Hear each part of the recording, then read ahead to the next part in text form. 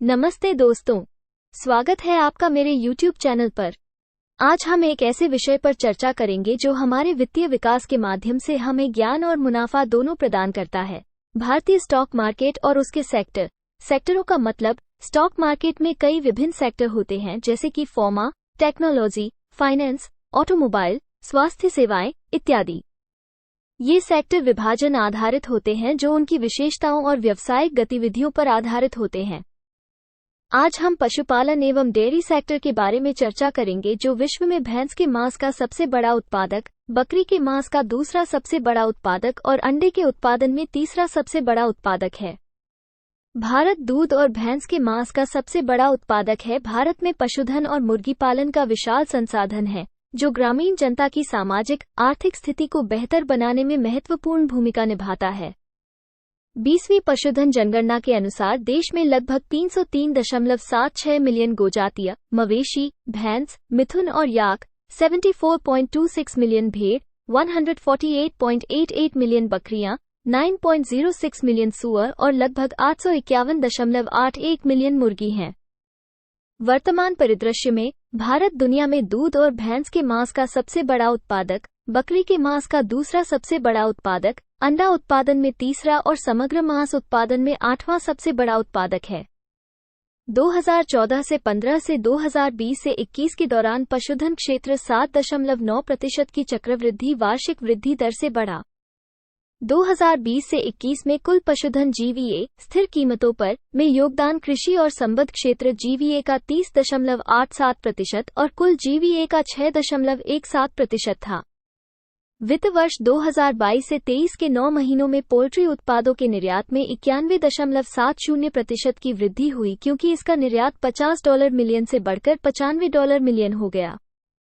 2022 से 23 में भारत के पशु उत्पादों का निर्यात $4,062.15 मिलियन था जिसमें भैंस का मांस $3,194 और 70 सेंट मिलियन, भेड़ बकरी का मांस $66 और 92 सेंट मिलियन, अन्य मांस $2 और 18 सेंट मिलियन, पोल्ट्री उत्पाद $134 और 4 सेंट मिलियन, डेयरी उत्पाद जैसे प्रमुख उत्पाद शामिल हैं।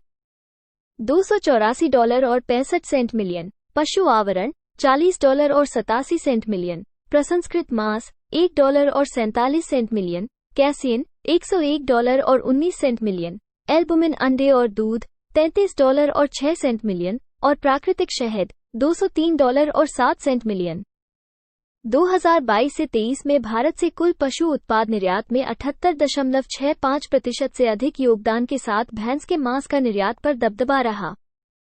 इंडस्ट्री सिनेरियो, मुर्गी पालन वर्ष 2021 से 22 में देश में कुल अंडा उत्पादन 129.60 बिलियन संख्या में है। अंडे की प्रति व्यक्ति उपलब्धता 95 अंडे प्रति वर्ष है। 2020 से 21 की तुलना में अंडे का उत्पादन 6.19% बढ़ गया है। शीर्ष 5 अंडा उत्पादक राज्य आंध्र प्रदेश 20.41%, तमिलनाडु 16.08%, तेलंगाना 12.86%, पश्चिम बंगाल 8.84%, कर्नाटक 6.38% हैं। ये कुल अंडा उत्पादन में 64.56% का योगदान करते हैं।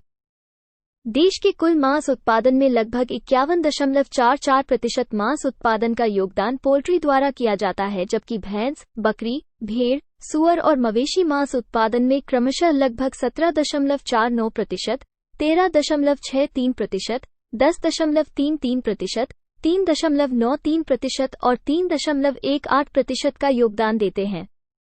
शीर्ष 5 मांस उत्पादक राज्य महाराष्ट्र 12.25%, उत्तर प्रदेश 12.14%, पश्चिम बंगाल 11.63%, आंध्र प्रदेश 11.04% और तेलंगाना 10.82% हैं।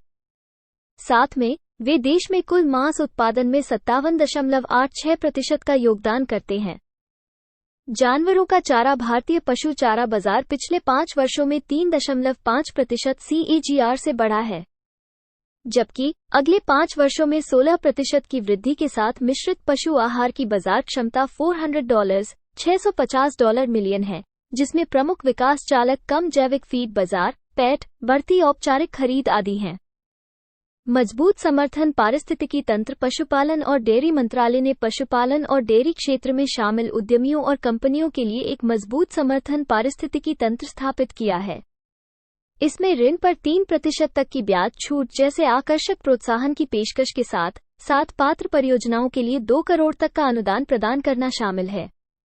इन उपायों का उद्देश्य पशुपालन और डेयरी के क्षेत्र में महत्वपूर्ण योगदान देने के इच्छुक उद्यमियों और कंपनियों को पर्याप्त वित्तीय सहायता प्रदान करते हुए विकास को बढ़ावा देना, नवाचार को प्रोत्साहित करना और क्षेत्र के विकास को बढ़ावा देना है। प्रमुख निवेशक Zydus, MDS animal health, Zoetis, Phibro जैसी प्रमुख कंपनियों कार्यरत है। तो आज हमने animal husbandry and dairying sector के बारे में चर्चा किया, जो आपको आगे इन्वेस्ट करने के निर्णय लेने में मदद करेगा। वीडियो पसंद आया हो तो लाइक शेयर जरूर कीजिए और सब्सक्राइब करना मत भूलिए ताकि ऐसे ही वीडियो आपको मिलते रहे। धन्यवाद।